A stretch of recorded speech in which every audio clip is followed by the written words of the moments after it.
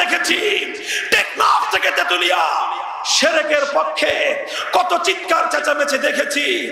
আলহামদুলিল্লাহ, বুকে বিশ্বাস ছিল, আস্থা ছিল, তাওহীদের ঝান্ডা নিয়ে দাঁড়িয়েছি। তোমরা শিরকের পক্ষে যত বড় শক্তি থাকুক না কেন, তাওহীদের পক্ষে আল্লাহর শক্তি আছে। শিরকের পক্ষকেই পরাজিত হতে হবে, তাওহীদের পক্ষই বিজয়ী হবে। হয়েছে কি হয় নাই? আবার বলো, হয়েছে কি হয় নাই? প্রশাসনের কাছে জবাবদিহিতা করবেন, সরকারের কাছে নিজেদের কাজের স্বচ্ছতা বজায় রাখবো, আর এভাবে আল্লাহর কোরআন এবং নবীর সুন্নাহর পথে অবিচল থাকবো। স্বচ্ছতা বজায় রাখার পরেও, জবাবদিহিতা করবার পরেও যদি আল্লাহর দ্বীনের কাজে প্রতিবন্ধকতা তৈরি করা হয়, মাথায় কাফনের কাপড় বেঁধে রাস্তায় নামতে হবে, রাজপথে নামতে হবে।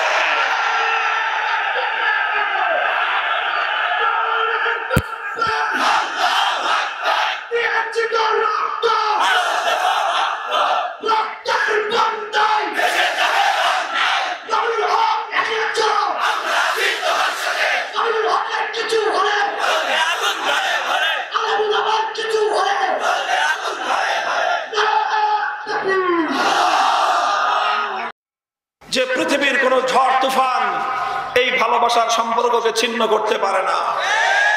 এমনকি কিয়ামতের বিভীষিকাও দুই মুমিনের ঈমানের ভিত্তিতে গড়ে ওঠা ভালোবাসার সম্পর্ককে ছিন্ন করতে পারে না। মুমিনের এই ভালোবাসা দুনিয়াতেও অটুট থাকে, আখিরাতেও অটুট থাকবে ইনশাআল্লাহ। আল্লাহর রাসূল সাল্লাল্লাহু আলাইহি ওয়াসাল্লাম বলেছেন, যে ব্যক্তি আল্লাহর জন্য চারটি কাজ করতে পারবে, যে ব্যক্তি আল্লাহর জন্য চারটি কাজ করতে পারবে, তার ঈমান পরিপূর্ণ হয়ে যাবে। কয় কাজ? মান আহাব্বা লিল্লাহ,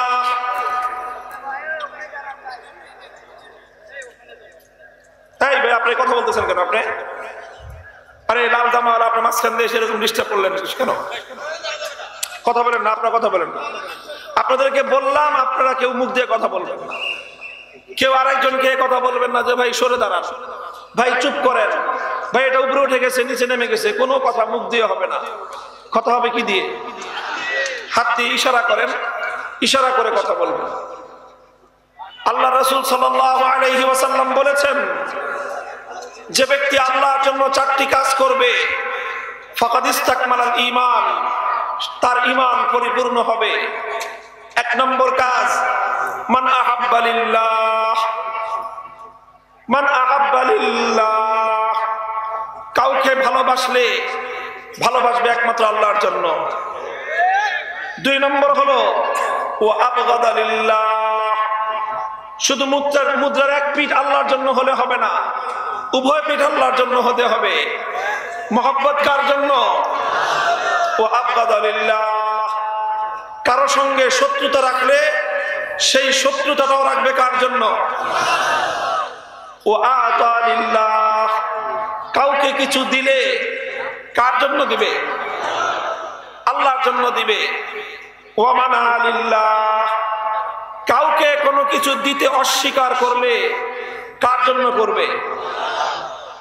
যদি আপনি কাউকে বলেন আমি আপনাকে আমার আনুগত্য দেব না, আমি আপনাকে আমার ভোট দেব না, আমি আপনার পক্ষে আমার মতামত দেব না, আমি আপনার জন্য আমার ঘাম ঝরাবো না, আমি আপনার জন্য আমার অশ্রু দেব না, আমি আপনার জন্য আমার রক্ত দেব না, এভাবে কাউকে কোনো কিছু দিতে অস্বীকার করবেন একমাত্র কার জন্য? এই চার কাজ যে করবে ফাকাদ ইসতাকমালাল ঈমান। সহিহ হাদিস, আবু উমামা রাদিয়াল্লাহু তাআলা আনহু বর্ণিত, আল্লাহর নবী বলেছেন ওই ব্যক্তির ঈমান পরিপূর্ণ হয়ে যাবে। মুহতারাম হাজিরিন, ভালোবাসা কার জন্য? আল্লাহর জন্য। ভালোবাসার অর্থ কি?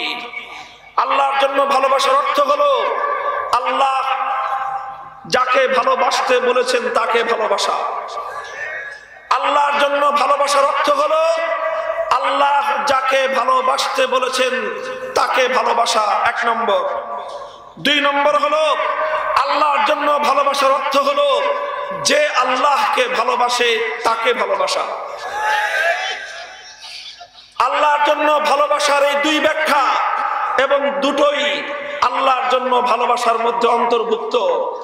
লক্ষ্য করুন, আল্লাহর জন্য ভালোবাসার মধ্যে প্রথম অন্তর্ভুক্ত হলো আল্লাহ যাকে ভালোবাসতে বলেছেন তাকে ভালোবাসা। দ্বিতীয় হলো যে আল্লাহকে ভালোবাসে তাকেও ভালোবাসা। এটার নাম হলো আল হুব্বু ফিল্লাহ। এই ভালোবাসার নাম হলো আল্লাহর জন্য ভালোবাসা। বাবাকে ভালোবাসা, কেন বাপকে ভালোবাসতে বলেছেন কে? মাকে ভালোবাসা, কারণ মাকে ভালোবাসতে বলেছেন কে? স্বামী স্ত্রী পরস্পরকে ভালোবাসা, কেন এই ভালোবাসতে বলেছেন কে? সন্তান সন্ততিকে ভালোবাসা, কেন ভালোবাসতে বলেছেন কে? আল্লাহ যাকে ভালোবাসতে বলেছেন তাকে ভালোবাসা, এটা হলো আল্লাহর জন্য প্রথম ভালোবাসা। দ্বিতীয় হলো যে আল্লাহকে ভালোবাসে, যার হৃদয়ে আল্লাহর দ্বীনের ভালোবাসা আছে, যে আল্লাহর জন্য জীবন দিতে চায়, যে আল্লাহকে এতটাই ভালোবাসে যে আল্লাহর দ্বীনের জন্য জীবন উৎসর্গ করতে তার কোনো কুণ্ঠা নেই, এমন মানুষকে ভালোবাসা, এটাও আল্লাহর জন্য ভালোবাসা। আমরা মাকে ভালোবাসি, বাবাকে ভালোবাসি, সন্তানকে ভালোবাসি, স্বামী স্ত্রীকে ভালোবাসি, তার সঙ্গে এই ভালোবাসাটা এখন থেকে আপনারা যুক্ত করবেন। যাকে দেখবেন আল্লাহকে সে ভালোবাসে তাকেও ভালোবাসতে আরম্ভ করবেন। হতে পারে তার সঙ্গে আপনার ব্যক্তিগত কোনো সমস্যা আছে, ব্যক্তিগত কোনো বাদানুবাদ আছে, ব্যক্তিগত কোনো তর্ক বিতর্ক থাকতে পারে, কিন্তু কোন মানুষ সম্পর্কে যদি আপনার ধারণা হয় যে সে আল্লাহকে ভালোবাসে, সেদিন থেকে আপনিও আপনার হৃদয়ে ওই ব্যক্তির জন্য ভালোবাসাকে লালন করবেন। এটা হবে আল্লাহর জন্য ভালোবাসা। পারবো তো ইনশাআল্লাহ? বন্ধুগণ, ঈমান শুধু আল্লাহর জন্য ভালোবাসার নাম নয়। ঈমান শুধু আল্লাহর জন্য ভালোবাসার নাম নয়। আল্লাহর জন্য ভালোবাসা যেমন ঈমান, ঠিক তদ্রূপ প্রয়োজনের ক্ষেত্রে কারো সঙ্গে শত্রুতা রাখা, কারো সঙ্গে দুশ্মনী রাখা, এটাও রাখতে হবে কার জন্য? শত্রুতা রাখতে হবে আল্লাহর জন্য, দুশ্মনী রাখতে হবে আল্লাহর জন্য। আমাদের এই কথা শুনলেই কিছু মানুষ হতাশ হয়ে পড়ে, কিছু মানুষ তাদের শরীরের মধ্যে অ্যালার্জির উপদ্রব দেখা দেয়। তারা শুধু প্রথম কথাটা শুনতে চায়, তারা শুধু ভালোবাসার পয়গাম শুনতে চায়, তারা আল্লাহর জন্য, আল্লাহর দ্বীনের জন্য কারো সঙ্গে শত্রুতার কথা তারা শুনতে চায় না। তাহলে কি করব আমরা? আমাদের স্পষ্ট পয়গাম হলো, তোমাদের কাছে আমাদের এ কথা ভালো লাগুক কি মন্দ লাগুক, আমরা এ কথা বলেই যাব, কারণ এ কথা আল্লাহর রাসূলের কথা। তোমার পছন্দ হলো কি হলো না সেটা বিবেচনা করার সময় আমাদের নেই। আল্লাহ এবং তার রাসূলের পয়গাম জাতির কাছে আমরা নির্বিঘ্নে পৌঁছে দেব। আমরা আল্লাহর রাসূলের পয়গাম মানব জাতির কাছে, মানুষের কাছে, রাসূলের উম্মতের কাছে পৌঁছে দিতে কোনো রক্তচক্ষুর পরোয়া করব না। মুহতারাম হাজিরিন, আল্লাহর জন্য শত্রুতা রাখার অর্থ হলো এই, যে আল্লাহর দ্বীনের সঙ্গে শত্রুতা রাখে তার সঙ্গে ঈমানদারের কোনো বন্ধুত্ব নয়। যে আল্লাহর দ্বীনের বিরুদ্ধাচরণ করে তার সঙ্গে মুমিনের কোনো বন্ধুত্ব হতে পারে না। কোরআন স্পষ্ট বলে দিয়েছে, লা তাত্তাখিযু আদুওয়ি ওয়া আদুওয়াকুম আউলিয়া তুলকুনা ইলাইহিম বিল মাওয়াদ্দা। হে ঈমানদারেরা, তোমরা যদি আল্লাহকে ভালোবেসে থাকো, লা তাত্তাখিযু আদুওয়ি ওয়া আদুওয়াকুম, খবরদার আল্লাহর দুশমনকে কোনোদিনও তোমরা ভালোবাসতে পারো না। যে আল্লাহর দুশমনকে ভালোবাসে সে আল্লাহকে ভালোবাসতে পারে না। যে আল্লাহর দুশমনকেও ভালোবাসে আবার আল্লাহর প্রতি ভালোবাসার দাবি করে, এই ভালোবাসার দাবি সত্য দাবি নয়, এটা ভণ্ডামি আর মুনাফিকি। মুহতারাম হাজিরিন, সুতরাং যে কেউ এনিহাউ, যে কোনো ব্যক্তি যদি সে আল্লাহর দ্বীনের বিপক্ষে অবস্থান গ্রহণ করে, তার সঙ্গে আমার কোনো বন্ধুত্বের সম্পর্ক থাকতে পারে না। সে হতে পারে আমার ব্লাড কানেক্টেড, আমার রক্তের কোনো আত্মীয়, আমার রক্ত সম্পর্কীয় কেউ হতে পারে, সে আমার অন্তরঙ্গ বন্ধু হতে পারে, সে আমার দীর্ঘদিনের সহপাঠী হতে পারে, সে আমার দীর্ঘদিনের সহকর্মী হতে পারে, সে আমার একই দলের কর্মী হতে পারে, একই দলের নেতা হতে পারে। যেই হোক না কেন, যে ব্যক্তি আল্লাহর দ্বীনের প্রতি, ইসলামের বিধানের প্রতি, কোরআন সুন্নাহর কোন বিধানের প্রতি শত্রুতা পোষণ করবে, সঙ্গে সঙ্গে সত্যিকার ঈমানদার তার দুশমনে পরিণত হবে। হে ঈমানদারেরা, আল্লাহর রাসূলের উম্মতেরা, তোমরা আল্লাহ এবং তার রাসূলকে রাজি আর খুশি করতে গিয়ে আল্লাহ এবং তার রাসূলের দুশমনের সাথে আত্মার হৃদয়ের সমস্ত হৃদ্যতার সম্পর্ক ছিন্ন করতে প্রস্তুত থাকবো তো? এটার নাম হলো ঈমান।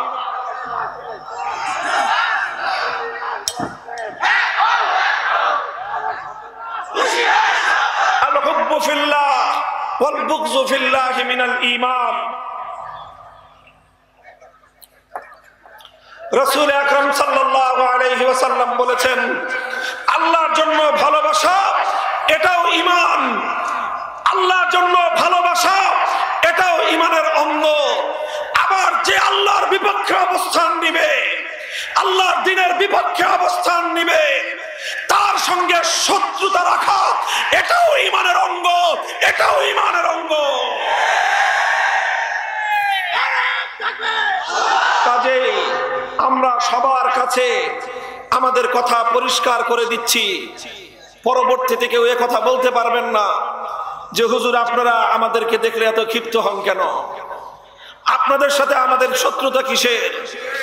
শত্রুতা জায়গা জমি নিয়ে নয়, শত্রুতা ব্যবসা বাণিজ্য নিয়ে নয়, শত্রুতা সহায় সম্পদ নিয়ে নয়। আপনি যখন আল্লাহর কোরআনের বিপক্ষে অবস্থান নিবেন, আমার জীবন থাকবে কি থাকবে না পরোয়া করবার সময় নাই। স্পষ্ট ঘোষণা, আপনি আমার জানের দুশমন, আপনি আমার জানের দুশমন।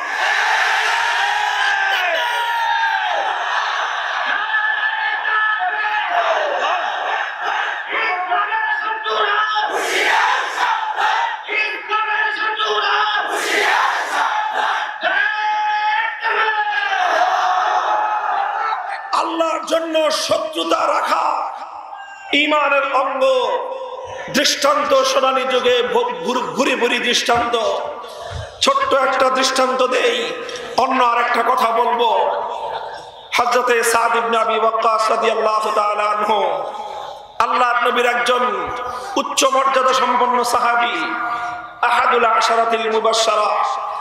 নবীর লক্ষাধিক সাহাবীদের মধ্যে 10 জন সাহাবীকে বলা হয় আশারায়ে মুবাশশারা, যারা আল্লাহর জমিনে থাকা অবস্থায় তাদের জন্য আল্লাহর জান্নাতের টিকিট কনফার্ম হয়ে গেছে।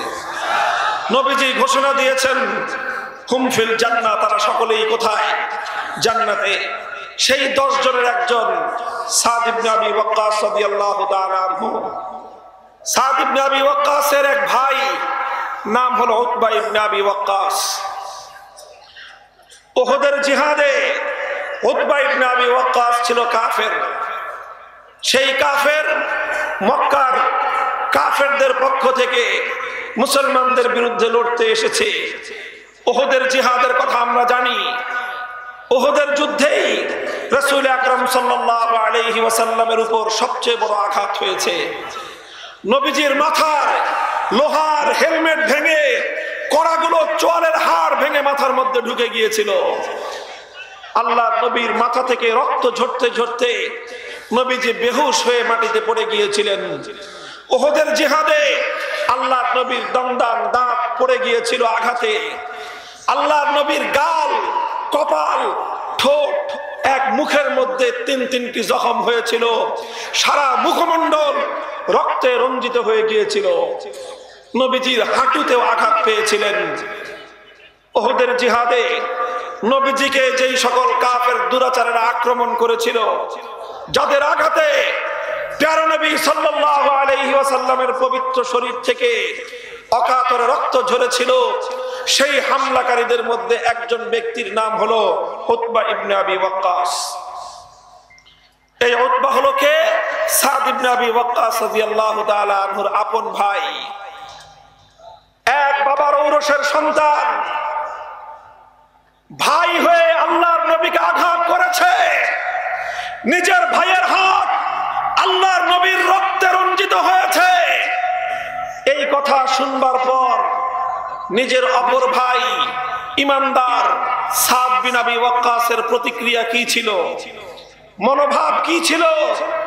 যেহেতু অপরাধটা আমার ভাই করেছে, সুতরাং আমি এখানে উচ্চবাচ্য না করে নীরব থাকি, এই ছিল মনোভাব।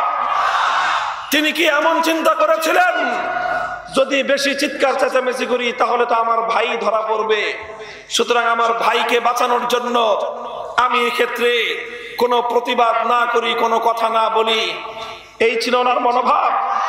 আল্লাহর কসম খেয়ে বলি, ইতিহাসের পাতা উল্টান, সাদ বিন আবি ওয়াক্কাসের মনোভাব আজও পর্যন্ত ইতিহাসের পাতায় সোনার অক্ষরে বিবৃত হয়েছে। তিনি বলেছিলেন, ওয়াল্লাহ মা হারিস্তু আলা কাতলি আহাদিন হিরসি আলা কাতলি আখি উতবা ইবনে আবি ওয়াক্কাস লিমা ফাআলা বিরাসূলিল্লাহি সাল্লাল্লাহু আলাইহি ওয়াসাল্লাম।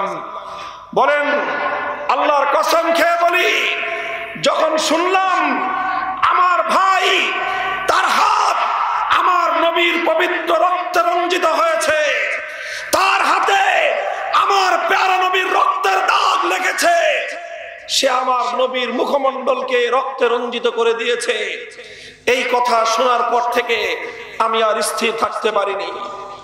আমি পাগল পাড়া হয়ে গেলাম, পাগল উম্মাদ হয়ে গেলাম। আল্লাহর কসম খেয়ে বলি, আমি আমার জীবনে কোন মানুষকে খুন করার জন্য এতটা পাগল হইনি, নিজের ভাইকে নিজ হাতে হত্যা করার জন্য যতটা পাগল হয়েছিলাম। কেন? কেন? কারণ ভাই হলে কি হবে, ওর হাতে আমার নবীর রক্তের দাগ লেগে আছে।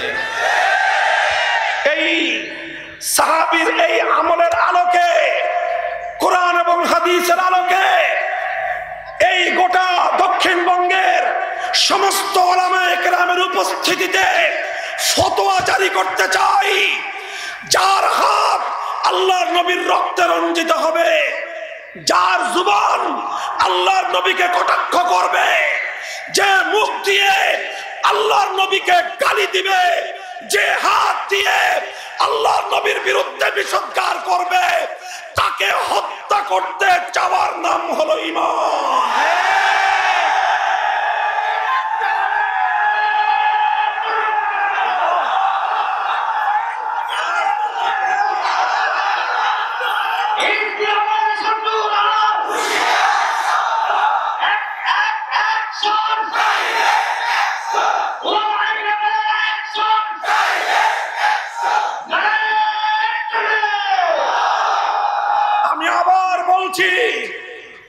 দায়িত্ব নিয়ে বলছি, বুঝে শুনে বলছি, আল্লাহর নবীর যুগে যার হাত নবীর রক্তে রঞ্জিত হতো, নবীর ইন্তেকালের পর নবীর শরীর থেকে রক্ত ঝরানোর উপায় তো আর কারো পক্ষে সম্ভব না। এরপর নবীর ইজ্জত, সম্মান, মর্যাদার উপর আঘাত হানা সমান অপরাধ। নবীর শরীর থেকে রক্ত ঝরানো, নবীকে গালি দেওয়া সমান অপরাধ। যে ব্যক্তি আল্লাহর নবীকে গালি দিবে, যে ব্যক্তি নবীর বিরুদ্ধে কটূক্তি করবে, যে আল্লাহ নবীর পবিত্র চরিত্রের উপর কালিমা লেপন করতে চাইবে, যদি তাকে হত্যা করার জন্য তুমি পাগল না হতে পারো, আর এই অবস্থায় যদি তুমি নিজেকে মুসলমান বলে দাবি করো, আমি বললাম তুমি ভণ্ড মুনাফিক। কাজেই আল্লাহর দরবারে মুনাফিকের পরিচয় বহন করতে পারবো না। কিয়ামতের দিন আল্লাহর নবীর সামনে মুনাফিক হিসেবে উঠতে পারবো না। স্পষ্ট ঘোষণা দিচ্ছি, যারা আমার নবীকে গালি দেবে তাদেরকে হত্যা করার জন্য হওয়ার নামই ঈমান, তাদেরকে হত্যা করতে চাওয়ার নামই হলো ঈমান।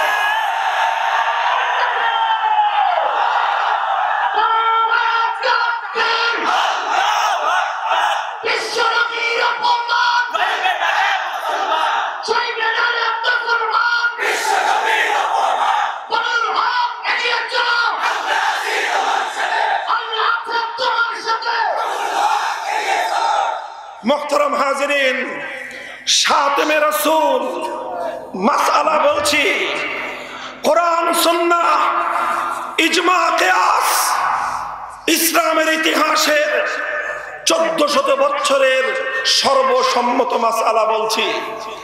4 মাযহাব, হানাফি, মালিকি, শাফিঈ, হাম্বলি, 4 মাযহাবের বাইরে লা মাযহাবি, সালাফি, আহলে হাদিস, যত ধরনের মুসলমান রয়েছে, শুধু আজকের নয়, বিগত 1300 বছরের, এই 1400 বছরের সমস্ত স্কুল অফ থটের ইসলামিক স্কলারদের ঐক্যবদ্ধ সিদ্ধান্ত হলো যে আল্লাহ নবীকে গালি দিবে, শাতিমে রাসূলের শাস্তি হলো মৃত্যুদণ্ড।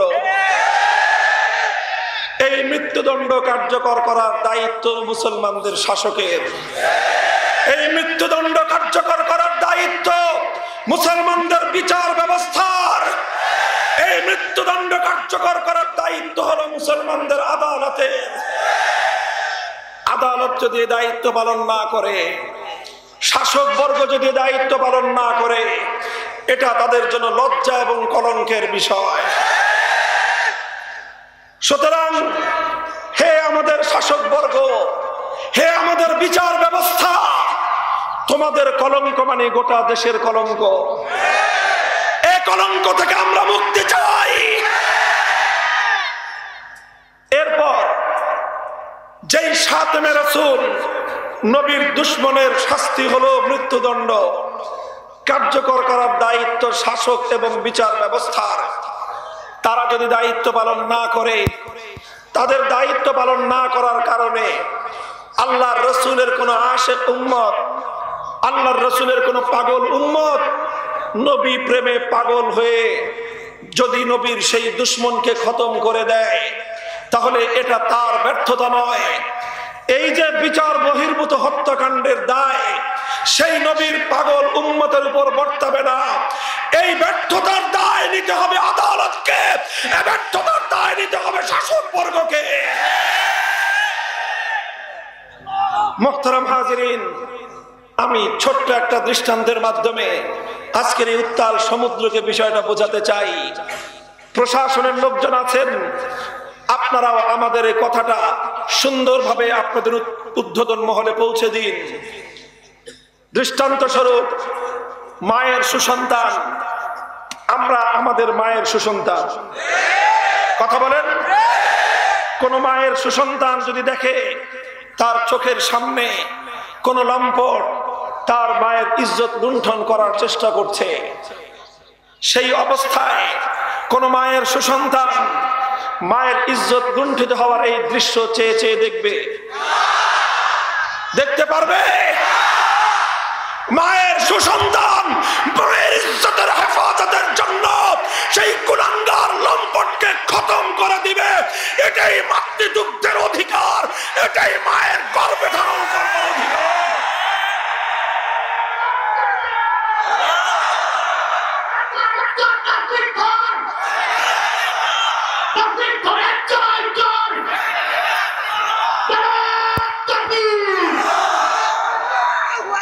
দেখেন, আমাদের বক্তব্য পরিষ্কার।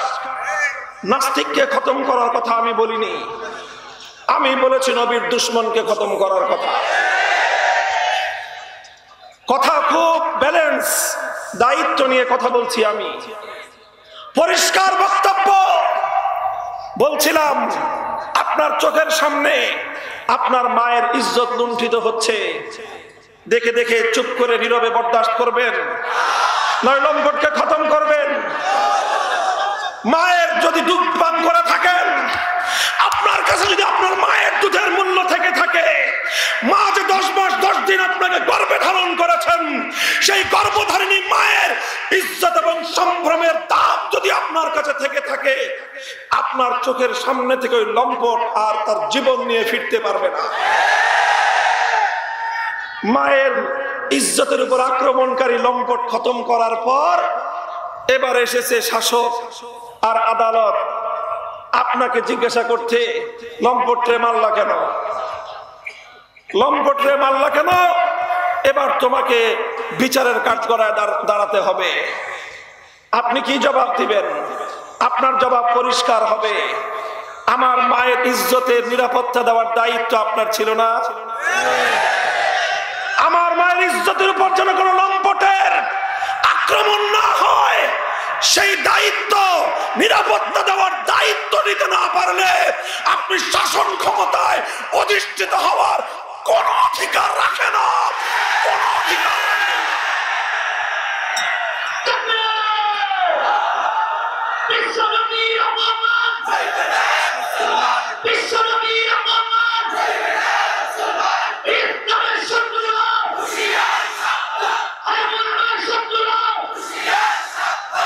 সুতরাং যদি আপনাকে এরপরেও যদি শাস্তি দিতে চায়, সাজা দিতে চায়, তখন স্বাভাবিকভাবে প্রশ্ন উঠবে যে মায়ের ইজ্জত লুণ্ঠিত হওয়ার সময় তুমি মায়ের ইজ্জতের নিরাপত্তা দিতে পারোনি, এখন মায়ের ইজ্জত রক্ষাকারী সুসন্তানকে শাস্তি দিতে এসেছো, মায়ের ইজ্জত লুণ্ঠিত হওয়ার সময় তুমি কোন চুল ছিঁড়েছিলে? প্লিজ ডোন্ট মাইন্ড, মাফ করবেন, এই ধরনের একটি শব্দ প্রয়োগ করা ছাড়া এখানে আমাদের আর কিছুই করার নেই।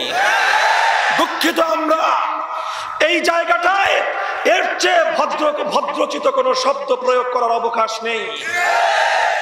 আমি আপনাদের কাছে জিজ্ঞাসা করতে চাই, একজন মায়ের সন্তানের কাছে তার মায়ের ইজ্জতের মূল্য বেশি, না একজন উম্মতের কাছে তার নবীর ইজ্জতের মূল্য বেশি? আমার কাছে আমার নবীর ইজ্জতের দাম আমার লক্ষ কোটি মা বাবার ইজ্জতের চেয়ে দাম বেশি। সুতরাং যখন আমার নবীর ইজ্জতের উপর আঘাত করা হয়, আমার নবীর ইজ্জত নিয়ে ছিনিমিনি খেলা হয়, তখন নবীর দুশমনদের হাত থেকে নবীর ইজ্জতের হেফাজত যে শাসক করতে পারবে না, যে শাসক নবীর ইজ্জতের উপর হামলাকারী ওই দুষ্কৃতিকারীর হাত থেকে নবীর সম্মান রক্ষা করতে পারবে না, নবীর দুশমন খতমকারীকে সে শাস্তি দেওয়ার কোনো অধিকার রাখে না, কোনো অধিকার রাখে না।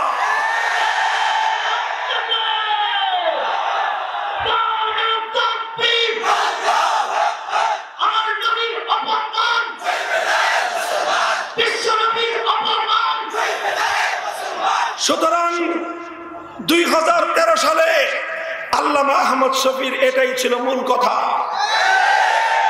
এদেশের মানুষ আল্লামা আহমদ শফীর পিছনে পঙ্গপালের মতো ছুটেছিল, বাদ ভাঙ্গা জোয়ার ছুটেছিল তার দিকে। ব্যক্তি আল্লামা আহমদ শফীর মুখমণ্ডলের দিকে তাকিয়ে নয়, এটা ছিল তিনি আল্লাহ নবীর ইজ্জতের হেফাজতের ডাক দিয়েছিলেন। বাংলার তৌহিদি জনতা সে ডাকে জীবনের মায়া তুচ্ছ করে ছুটে গিয়েছিল, বুকের রক্ত দিয়ে জমিনকে সিঞ্চিত করেছিল, সমস্ত কলঙ্কের দাগ থেকে স্বাধীন বাংলার মাতৃভূমিকে রক্ত দিয়ে, শাহাদাতের পবিত্র রক্ত দিয়ে ধুয়ে মুছে পরিষ্কার করেছিল।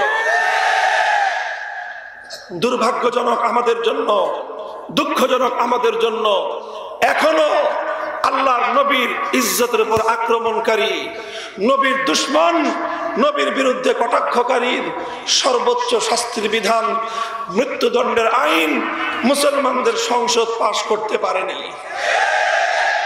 এটা সংসদের জন্য কলঙ্ক, এটা সংসদের জন্য ব্যর্থতা।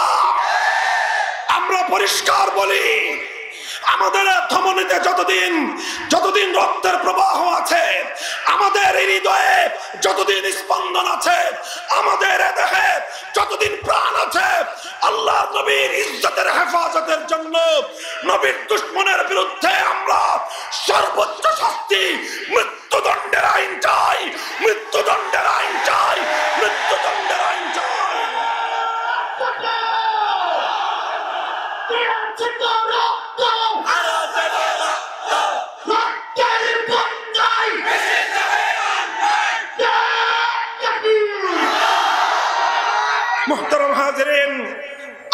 আলোচনা, ছোট্ট একটা পয়েন্ট। আল্লাহর নবীর একটি হাদিস আমি আপনাদের সম্মুখে পাঠ করেছি। এই হাদিসটি বুঝবার জন্য সংযুক্ত আরেকটি হাদিস নবীজি এক হাদিসের মধ্যে ইরশাদ করেছেন, ইন্না বনি ইসরাঈল কানাত তাসুসুহুমুল আম্বিয়া কুল্লামা হালাকা নাবিয়্যুন খালাফাহু আখার ওয়ালা নাবিয়্যা বাদি।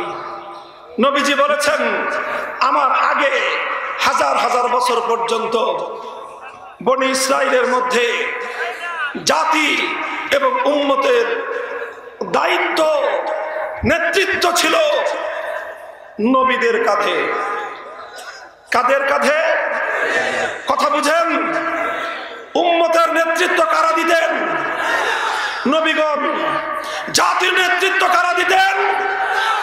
নবীগণ। এভাবেই হাজার হাজার বছর পর্যন্ত পৃথিবী চলেছে, পৃথিবীর সভ্যতা অগ্রসর হয়েছে। নবীজি বলেন, ওয়ানা খাতামুন নাবিয়্যিন ওয়ালা নাবিয়্যা বাদি, আমি হলাম সর্বশেষ নবী, আমার পরে আর কোন নবী আসবে না। প্রশ্ন জাগে, ওগো আল্লাহর রাসূল, আপনি বলছেন হাজার হাজার বছর ধরে দুনিয়াবাসী সাধারণ উম্মতের নেতৃত্ব দেন কারা? নবীগণ। কথা বলেন কারা? হাজার হাজার বছর পর্যন্ত এই বিশ্ববাসীকে, বিশ্বের সকল জাতি আর সম্প্রদায়কে নেতৃত্ব দিয়েছেন কারা?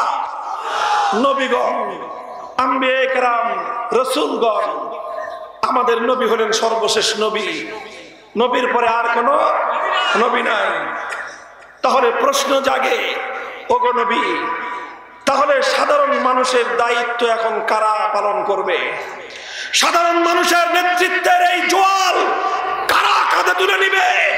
কারা উম্মতকে পরিচালনা করবে?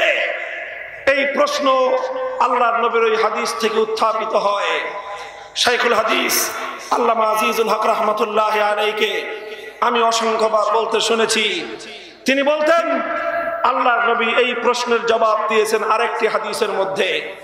নবীজি বলেছেন, আল উলামা ওয়ারাসাতুল আম্বিয়া, উম্মতকে তিনি আশ্বাসের বাণী শুনিয়েছেন, উম্মতকে তিনি আশার আলো দেখিয়েছেন। হতাশার মাঝে উম্মতকে আল্লাহর পয়গম্বর আশার বাণী শুনিয়েছেন। কি? হে আমার উম্মত, নবীরা আর আসবে না, আমি সর্বশেষ নবী, আমার মাধ্যমে নবুয়তের এই ধারাবাহিকতা খতম, কিয়ামত পর্যন্ত নতুন আর কোন নবী আসবে না। তবে তোমাদের নেতৃত্ব দিবে কে? তোমাদেরকে পরিচালনা করবে কে? ভয়ের কোনো কারণ নেই, হতাশার কোনো কারণ নেই। নবীরা না আসলে কি হবে? কিয়ামত পর্যন্ত নবীগণের পক্ষ থেকে তাদের উত্তরাধিকারী হিসেবে আলেম সমাজ উম্মতের দায়িত্ব পালন করবে, উম্মতের নেতৃত্বের দায়িত্ব তাদের কাঁধে তারা তুলে নেবে।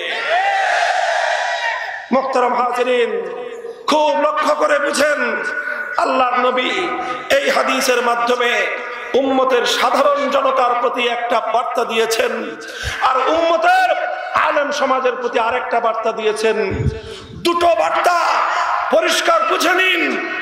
উম্মতের সাধারণ জনগণের প্রতি আল্লাহর নবীর বার্তা হলো, হে আমার উম্মতের সাধারণ জনগণ, যারা তোমরা আলেম না, যারা তোমরা আলেম না, শিক্ষিত হও, অশিক্ষিত হও, সরকারি চাকরিজীবী হও, ব্যবসায়ী হও, প্রশাসনের কর্মকর্তা হও, রাজনীতিবিদ হও, তোমাদের সকলের জন্য নবীজির বার্তা হলো এই, নবী আর আসবে না, কিন্তু নবীদের দায়িত্ব পালন করবেন আলেম সমাজ। সুতরাং আল্লাহর নবী থাকলে, নবী থাকলে যেভাবে নবীর আনুগত্য করতে, নবী থাকলে যেভাবে নবীর কথা শুনতে, নবী থাকলে যেভাবে নবীর অনুসরণ করতে, নবীর অবর্তমানে উম্মতের আলেম সমাজ ঐক্যবদ্ধভাবে তোমাদেরকে যে দিক নির্দেশনা দিবেন সেটাই তোমাদের অনুসরণ করা জরুরি। মুহতারাম হাজিরিন, এটাও জরুরি কথা। উম্মতের আলেমরা যখন কোনো বিষয়ে এক এক আলেম এক এক বক্তব্য দেয়, সেই বক্তব্য ঐক্যবদ্ধ হয় না, সেটার দায়িত্ব ইসলামের নয়, সেটা যার যার দায়িত্ব সেই সেই আলেমের। কিন্তু কোন বক্তব্য যদি উম্মতের সকল আলেম ঐক্যবদ্ধ হয়ে দেয়, তাহলে সেই বক্তব্য, সেই সিদ্ধান্ত, সেটা শুধু আলেমের বক্তব্য নয়, এটা কোনো আলেমের সিদ্ধান্ত নয়।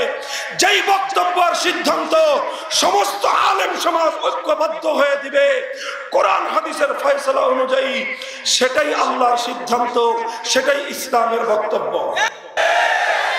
সুতরাং উম্মতের সমস্ত আলেমরা যখন একমত হয়ে কোনো কথা বলবে, সেটা ইসলামের বক্তব্য হবে।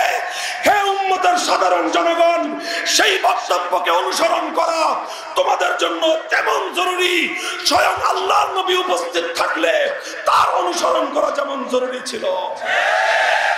আমি লক্ষ জনতার এই বিশাল জনসমুদ্রের কাছে প্রশ্ন রাখতে চাই, উম্মতের আলেমগণ যদি ঐক্যবদ্ধ হয়ে আপনাদেরকে কোনো ডাক দেন, উম্মতের আলেমগণ যদি একমত হয়ে কোনো সিদ্ধান্ত দেন, সেই সিদ্ধান্ত মানার জন্য প্রস্তুত থাকবেন তো?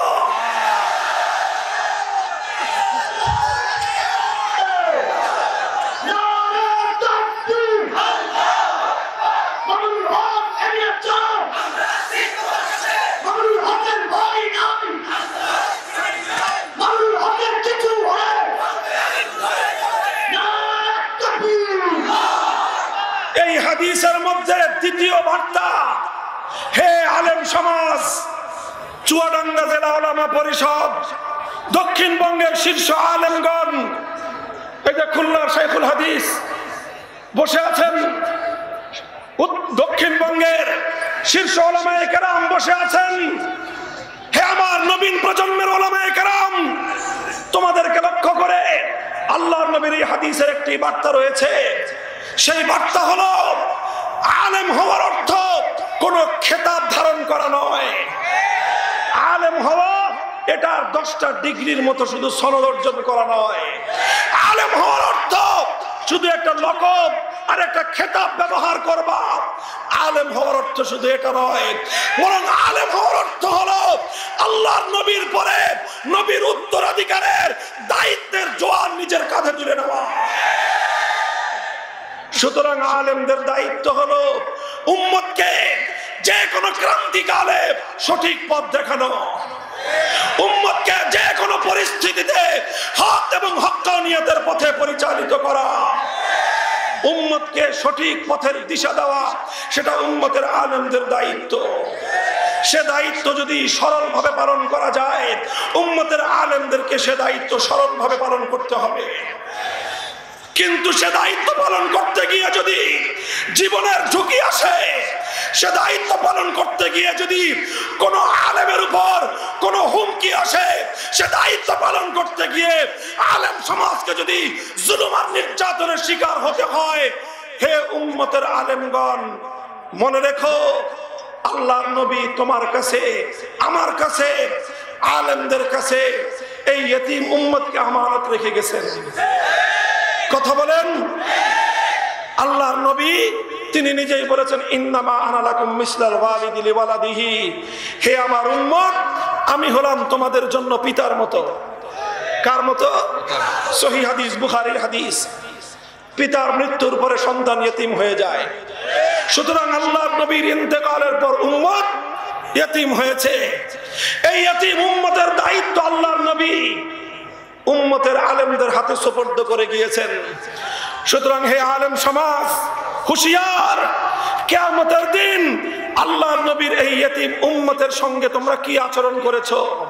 এই ইতিম উম্মতকে সরল সঠিক পথে রাখ। সুতরাং এই উম্মতের জন্য উম্মতের আলেমদেরকে রাতের অন্ধকারে চোখের অশ্রু দিয়ে উম্মতের জন্য হেদায়েতের কামনা করতে হবে। শুধু অশ্রু দিয়ে, শুধু রাতের বেলা দোয়া করলেই হয়ে যাবে না। রাতের বেলায় অশ্রু ছেড়ে আল্লাহর নিকট উম্মতের হেদায়েতের জন্য ফরিয়াদ করতে হবে। এরপর উম্মতকে সঠিক পথে পরিচালিত করবার জন্য দিনভর মাথার ঘাম পায়ে ফেলে পরিশ্রম করতে হবে। এরপরে মনে রাখবে, 1400 বছরের ইতিহাস, উম্মতের আলেমরা শুধু অশ্রু আর ঘাম দিয়ে তাদের দায়িত্ব পালন শেষ করতে পারে না।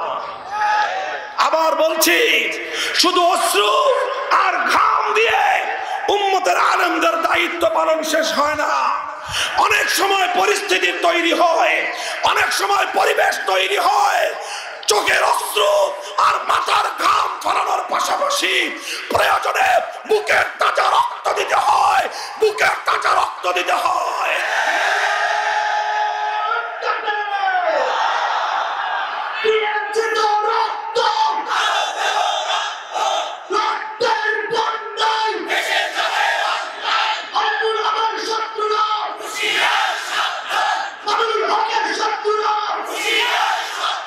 মুহতারাম হাজিরিন, অনেকেই আমাদের উপর অনেক সময় বিরক্ত হয়, অনেকেই বিরক্ত হন আল্লাহর নবীর খতমে নবুয়তের বিরোধিতা করে কাদিয়ানীরা। অনেকেই বলে আমাদের তো কোনো সমস্যা নাই, হুজুরদের এত সমস্যা কি?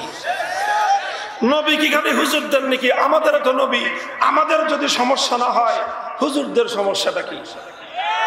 অনেকে বলে আচ্ছা, আল্লাহর কোরআনের বিরুদ্ধে যদি আইন তৈরি হয়, যারা আইন করেছে এটা তাদের ব্যাপার, আমরা সাধারণ মানুষ আমাদের তো কোনো সমস্যা নাই, হুজুরদের সমস্যা কি?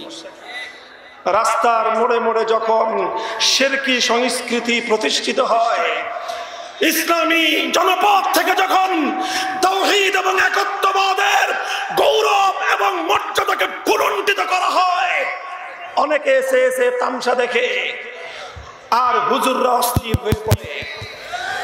তখন তারা প্রশ্ন করে, এই মামুনুল হক সাহেবের সমস্যা কি?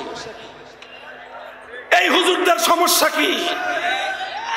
বুঝো না হুজুরদের সমস্যাটা কি? বুঝো না আমাদের সমস্যাটা কি? আমাদের সমস্যা হলো আমাদেরকে আল্লাহ এবং তার রাসূলের কাছে জবাব দিতে হবে। শাহজালাল মুজাররদি আমানি এদেশে এসেছিলেন তাওহীদের ঝান্ডা সমুন্নত করতে, শিরকের সমস্ত অপবিত্রতাকে সেই সুরমা নদীতে ভাসিয়ে দিতে। এভাবেই হাজার বছর ধরে উম্মতের আলেম সমাজ আল্লাহর দ্বীনের ঝান্ডা সমুন্নত করতে গিয়ে রক্ত দিয়েছেন, জীবন দিয়েছেন। রক্ত দেওয়ার কথা শুনলে অনেকে আবার আরে হুজুররা খালি রক্ত রক্ত বলে কেন? খালি রক্ত তো বলি নাই আমি। প্রথমে কি বলেছি? অশ্রু দিতে বলেছি। কি বলেছি? কাঁদবেন কাঁদবেন। আল্লাহর দরবারে শেষ রজনীতে আলেমরা উম্মতের হেদায়েতের জন্য কান্নাকাটি করবে। 1 নম্বর চোখের অশ্রু দিবে। 2 নম্বর কি বলেছি? ঘাম দিতে বলেছি, ঘাম ঝরানো পরিশ্রম করবে। এরপর কি বলেছি?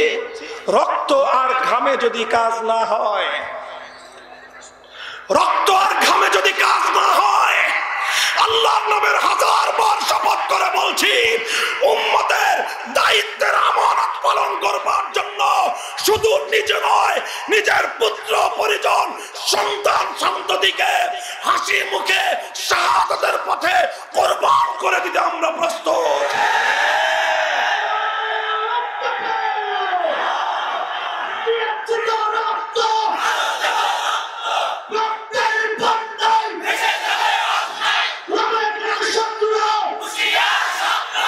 এ রক্ত দেওয়ার ইতিহাস নতুন করে নয়।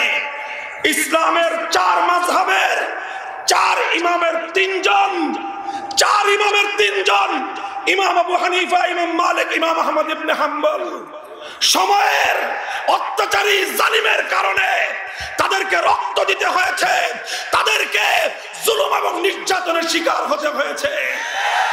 করুণ ইতিহাস। উম্মতের আলেমগণ যুগে যুগে এই উম্মতের জন্য কত ত্যাগ আর কোরবানি স্বীকার করেছেন। ইমাম আবু হানিফা কারাগারে বন্দী হয়েছেন।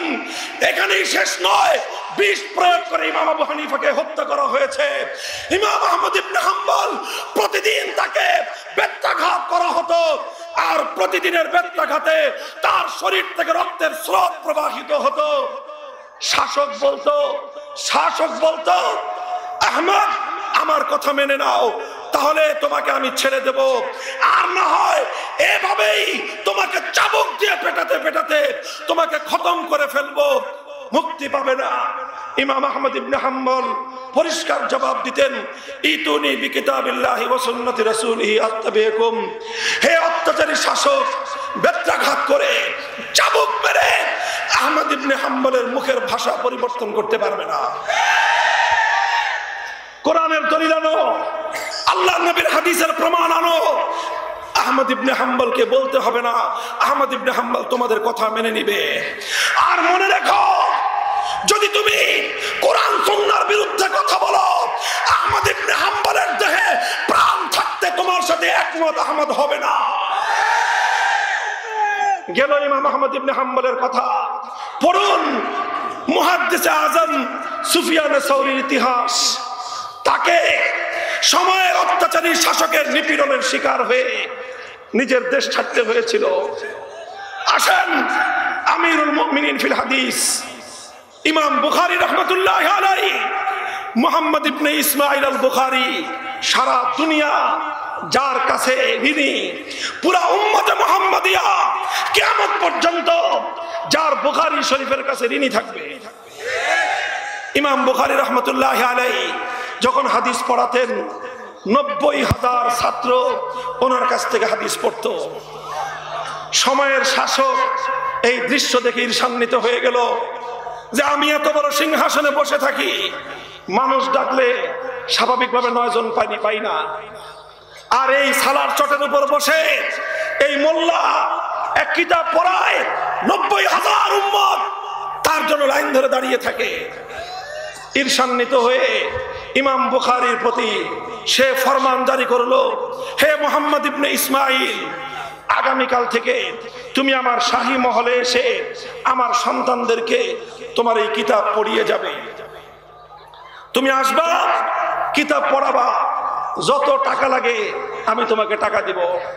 ইমাম বুখারী চিন্তা করলেন, সময়ের শাসক টাকা দিয়ে ইমাম বুখারীর কল্লা কিনতে চায়। ইমাম বুখারী চিন্তা করলেন, এখন যদি আমি বাদশার বাড়িতে গিয়ে আল্লাহর নবীর হাদিস ফেরি করে বেড়াই, আল্লাহর নবীর হাদিসের টিউটরি করি আর টিউশনি করি, কিয়ামত পর্যন্ত আলেম সমাজের মাথা বাদশাদের সামনে নত হয়ে যাবে। ইমাম বুখারী পরিষ্কার পয়গাম লিখে দিলেন, হে শাসক, তোমার সন্তান যদি আমার কাছে পড়তে হয় তাহলে ৯০,০০০ মানুষ যেভাবে আমার সামনে মাটিতে বসে সেরা সেরা চাটাইয়ের উপর বসে সালার চটের উপর বসে যেভাবে পড়ে, তোমার রাজপুত্রকেও এভাবেই পড়তে হবে। ইন্নী লা উযিল্লুল ইলম ওয়া লা আহমিলুহু ইলা বাবিল উমারা, ইন্নী লা উযিল্লুল ইলম ওয়া লা আহমিলুহু ইলা বাবিল উমারা। আমি আল্লাহর নবীর হাদিসের এই ইলমকে অপমান করতে পারবো না। আমি এই ইলমের সম্মান নিয়ে কোন রাজ দরবারে টিউটরি করতে পারবো না। রাজা ক্ষিপ্ত হয়ে গেল, বললে এত বড় কথা, আমি অফার করলাম আমার বাড়িতে এসে পড়ায় যাবে। ইমাম বুখারী আসতে চাইল না। সময়ের শাসক ক্ষিপ্ত হলো, রুষ্ট হলো, ইমাম বুখারীর বিরুদ্ধে ষড়যন্ত্র শুরু করলো। ইমাম বুখারী রাহমাতুল্লাহি আলাইহি ছাত্রদেরকে হাদিস পড়ান। শাসকের পক্ষ থেকে লোক এসে জিজ্ঞাসা করে, হুজুর পড়াইতেছেন, বাদশার পারমিশন আছে? পারমিশন আছে? অনুমতি নিছেন বাদশার? এই সমস্ত কথা বলে ইমাম বুখারীর হাদিসের দর্স এবং হাদিসের শিক্ষা বিঘ্ন ঘটাতে শুরু করলো। মনে করেছিল চাপ দিলে ইমাম বুখারী বাদশার কাছে মাথা নত করে দিবেন। ইমাম বুখারী চিন্তা করলেন, এই যুগে যদি আমি বাদশার এই উৎপীড়ন, তার এই হয়রানির সামনে যদি আমি মাথা নত করে দেই, কিয়ামত পর্যন্ত উম্মতের আলেমদের মাথা নত হয়ে যাবে। তিনি চিন্তা করলেন, মাদ্রাসা বন্ধ হতে পারে, দেশ ছাড়তে পারি, জীবন দিতে পারি, আসমানি ওহীর ইলমের এই আমানত, এই আমানতের গৌরব ভুলণ্ঠিত হতে দেব না। ইমাম বুখারী বললেন, মাদ্রাসা বন্ধ করে দাও, মাদ্রাসা বন্ধ করে দাও, বুখারীর মাথা নত করতে পারবে না। ইমাম বুখারীকে দেশ ছাড়তে হলো। সেই ইতিহাসের সুপ্রসিদ্ধ নগর বুখারা, যেই বুখারা ইমাম বুখারীর জন্ম, ওনার অবস্থান, ওনার সারা জীবন কেটেছে, মাতৃভূমি থেকে তাকে দেশান্তরিত হতে হলো। চলে গেলেন, যেতে যেতে এক অখ্যাত পল্লী গ্রাম, ইতিহাসের পাতায় যার নাম লেখা হয় খরতাং, সেখানে গিয়ে ইমাম বুখারী আল্লাহর কাছে ফরিয়াদ করলেন, হে আল্লাহ, আল্লাহুম্মা ইন্নাল আরদা কাদ দাকাত আলাইয়া বিমা রাহাবাত ফাকবিজনি ইলাইক। ওগো আল্লাহ, আমি প্রায় অর্ধ শতাব্দী তোমার নবীর হাদিসের খেদমত করেছি, এই জমিন আর ভালো লাগতেছে না, মাবুদ গো আমাকে তোমার কাছে নিয়ে চলে যাও। রাতের শেষ প্রহরে আল্লাহ পাক রব্বুল আলামিন তার প্রিয় বান্দার দোয়া কবুল করে তাকে জান কবজা করে আল্লাহ তার নিজের কাছে নিয়ে গেছেন। সেই খারতান নামক অখ্যাত একটা গ্রামে ইমাম বুখারীর কবর হয়েছে। ওনার যখন কবর হলো, সাধারণ মানুষ টের পায়নি ওই নিভৃত অখ্যাত এক গ্রামের মাটির নিচে কত বড় সম্পদ তারা দাফন করেছে, খবর পায়নি। ইতিহাস লেখে দাফন করার পর সেই কবর থেকে এমন সুবাস ছড়িয়েছিল, আশপাশ থেকে হাজারো লাখো মানুষ সেই সুবাস নিতে পাগলের মতো ছুটে এসেছিল। মুহতারাম হাজিরিন, বলতে চাই, বুখারা শহরে, ইতিহাসের নাম করা শহরে ইমাম বুখারীর কবর হয়নি। এতে ইমাম বুখারী বঞ্চিত হননি, বরং বুখারা নগর বঞ্চিত হয়েছে। ইমাম বুখারী বঞ্চিত হননি, বরং বুখারা এবং তার শাসকের কপালে কলঙ্কের কালিমা লেপ্টে গেছে। মানুষ আজও জিজ্ঞাসা করে, নাম হলো ইমাম বুখারী, তার কবর বুখারায় না কেন? প্রশ্নের জবাব হলো, সময়ের অত্যাচারী শাসকের উৎপীড়নে তার কবর এই বুখারা নগরে হয় নাই। আমি বলি আপনাদেরকে, ইমাম আবু হানিফাকে সত্যতামূলক বিষ প্রয়োগ করে কারাগারের মধ্যে হত্যা করেছিল কোন ইহুদি, খ্রিস্টান, হিন্দু, বৌদ্ধ, কোন অমুসলিম শাসক নয়, মুসলিম শাসক। ইমাম আহমদ ইবনে হাম্বলকে ব্যত্যাঘাত করে করে পিঠের থেকে চামড়া তুলে রক্ত ঝরিয়েছিল কোন অমুসলিম শাসক নয়, মুসলিম শাসক। সুফিয়ান সাউরীকে দেশ থেকে বাধ্য করেছিল কোন অমুসলিম শাসক নয়, মুসলিম শাসক। ইমাম বুখারীর মাদ্রাসা বন্ধ করে ওনাকে মাতৃভূমি ছাড়তে বাধ্য করেছিল কোন অমুসলিম শাসক নয়, মুসলিম শাসক। সেই যুগের শাসকদের দ্বারা যদি সেই যুগের আলেমরা এই ধরনের আচরণের শিকার হতে পারে, হে উম্মতের আলেম সমাজ, তোমাদেরকেও প্রস্তুত থাকতে হবে। যে কোনো কঠিন পরিস্থিতিতেও হকের ঝান্ডা সমুন্নত রাখতে হবে। উম্মতের জন্য হকের ঝান্ডা নিয়ে সামনে অগ্রসর হতে হবে। এজন্য ইমামে আজমের মতো জীবন দিতে হলে জীবন দিতে হবে। ইমাম আহমদ ইবনে হাম্বলের মতো রক্ত ঝরাতে হলে রক্ত ঝরাতে হবে। হযরত ইলিয়াস রাহমাতুল্লাহি আলাইহির মতো অশ্রু দিতে হলে অশ্রু ঝরাতে হবে। হুসাইন আহমদ মাদানির মতো ঘাম ঝরাতে হলে ঘাম ঝরাতে হবে। যে কোনো মূল্যে হকের ঝান্ডা নিয়ে সামনে অগ্রসর হতে হবে।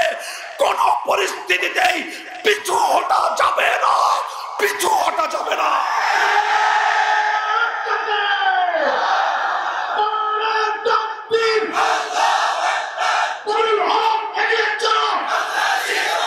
আলহামদুলিল্লাহ, আলেম সমাজ, ভয়ের কোনো কারণ নাই। হে উম্মতে মুহাম্মাদিয়া, ভয়ের কোনো কারণ নাই। আল্লাহ নবী সুসংবাদ দিয়ে গেছেন, লা তাযালু তাইফাতুম মিন উম্মতি মানসুরিন আলাল হক লা ইয়াদুররুহুম মান খাযালাহুম হাত্তা ইয়াতি আমরুল্লাহ। তোমরা যখন তাওহীদের পক্ষে থাকবা, তোমরা যখন হকের পক্ষে থাকবা, তোমরা যখন ইসলামের পক্ষে থাকবা, শুধুমাত্র তোমরা একটা শপথ করো, রাজি করবা একজনকে। রাজি করবা কয়জনকে? খবরদার, খবরদার, কোন শাসককে, কোন বড় লোককে, কোন শিল্পপতিকে, কোন রাজনীতিবিদদেরকে, কোন নেতাকে, কোন প্রশাসনের কর্মকর্তাদেরকে খুশি করবার জন্য আল্লাহর দ্বীনের কোন হক কথা গোপন করবে না। একটা শপথ নাও। হে আলেম সমাজ, এক শপথ নাও। এক শপথ, কাউকে খুশি করতে গিয়ে আল্লাহর দ্বীনের হক কথা গোপন করব না। এতে কি আসবে? জেল আসবে। সেই জেলকে নিজের জন্য জীবনের সৌভাগ্যের বার্তা মনে করো। জুলুম আসবে, সেই জুলুমকে গলার মালা হিসেবে বরণ করে নাও। ফাঁসি কাস্তে ঝুলতে হবে, সেই ফাঁসির মঞ্চকে জান্নাতের সিঁড়ি ভেবে নাও। রক্ত দিতে হবে, সে রক্তই তোমার জন্য জান্নাতের উসিলা হবে। আর এভাবে যদি উম্মতের আলেম সমাজ হকের ঝান্ডা নিয়ে মাথা উঁচু করে দাঁড়িয়ে যেতে পারে, আল্লাহর সাহায্য অবশ্যই আসবে। ইন তানসুরুল্লাহ ইয়ানসুরকুম। জালেম এবং বাতিল শক্তি তোমাদের সামনে মাথা নত করে দেবে। দেখো, তোমাদের এক ভাই অল্প কিছু মানুষ নিয়ে তাওহীদের পক্ষে দাঁড়িয়ে গিয়েছিল। টেকনাফ থেকে তেতুলিয়া কত আস্ফালন দেখেছি, টেকনাফ থেকে তেতুলিয়া কত উন্মত্ততা দেখেছি, টেকনাফ থেকে তেতুলিয়া শিরকের পক্ষে কত চিৎকার চেঁচামেচি দেখেছি। আলহামদুলিল্লাহ, বুকে বিশ্বাস ছিল, আস্থা ছিল, তাওহীদের ঝান্ডা নিয়ে দাঁড়িয়েছি। তোমরা শিরকের পক্ষে যত বড় শক্তি থাকুক না কেন, তাওহীদের পক্ষে আল্লাহর শক্তি আছে। শিরকের পক্ষকেই পরাজিত হতে হবে, তাওহীদের পক্ষই বিজয়ী হবে। হয়েছে কি হয় নাই? আবার বলো, হয়েছে কি হয় নাই? কাজী এভাবেই চুয়াডাঙ্গা জেলা উলামা পরিষদ দায়িত্বশীলতার সাথে কাজ করবেন, প্রশাসনের কাছে জবাবদিহিতা করবেন, সরকারের কাছে নিজেদের কাজের স্বচ্ছতা বজায় রাখবো। আর এভাবে আল্লাহর কোরআন এবং নবীর সুন্নাহর পথে অবিচল থাকবো। স্বচ্ছতা বজায় রাখার পরেও, জবাবদিহিতা করবার পরেও যদি আল্লাহর দ্বীনের কাজে প্রতিবন্ধকতা তৈরি করা হয়, মাথায় কাফনের কাপড় বেঁধে রাস্তায় নামতে হবে, রাজপথে নামতে হবে।